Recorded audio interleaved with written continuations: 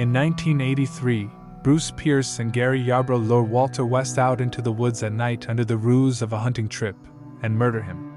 Veteran FBI agent Terry Husk reopens the long vacant field office in Coeur d'Alene, Idaho, looking for an easier caseload after working on investigations of the Ku Klux Klan and La Cosa Nostra, and hoping he can persuade his estranged wife and daughters to reconnect with him. In Spokane, Washington, Bob Matthews, Pierce Yarbrough, and David Lane rob a Washington Mutual branch.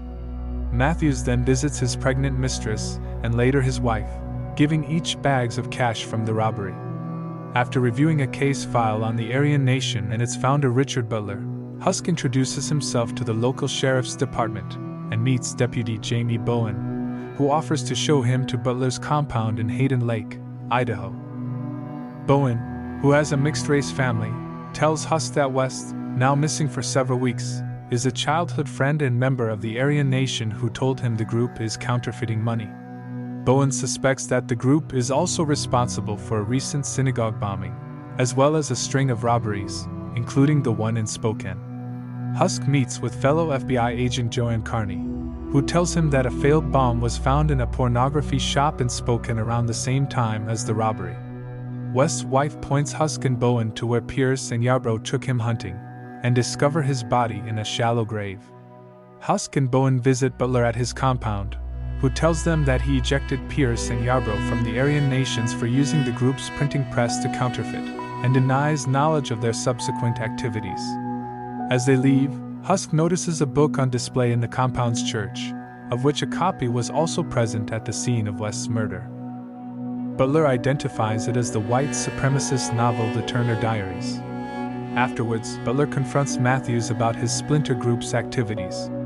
While Butler seeks to work within the law and elect white supremacists to public office, Matthews aims to promote white separatism through domestic terrorism. Butler has his assistant deliver a copy of the Turner Diaries to Bowen's home, hoping to tip off police to Matthews' plan. Yarbrough bombs a pornographic theater as a distraction for Matthews to lead the robbery of armored truck. Refusing to wait for backup, Husk attempts to stop the robbery but is outnumbered, while Bowen freezes and does not engage, angering Husk. While elk hunting, Husk realizes he's being watched by Matthews, who he does not yet recognize.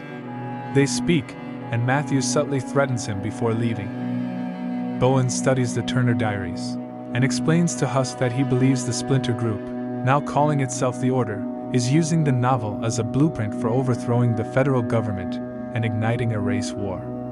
Matthews sends Pierce to Denver to assassinate Alan Berg, a Jewish talk radio host who frequently spars on air with anti-Semites that call into his show. Matthews leads another armored truck robbery in Ukiah, California. A gun dropped at the crime scene leads police to Tony Torres, a new recruit whose straw purchased guns from Matthews.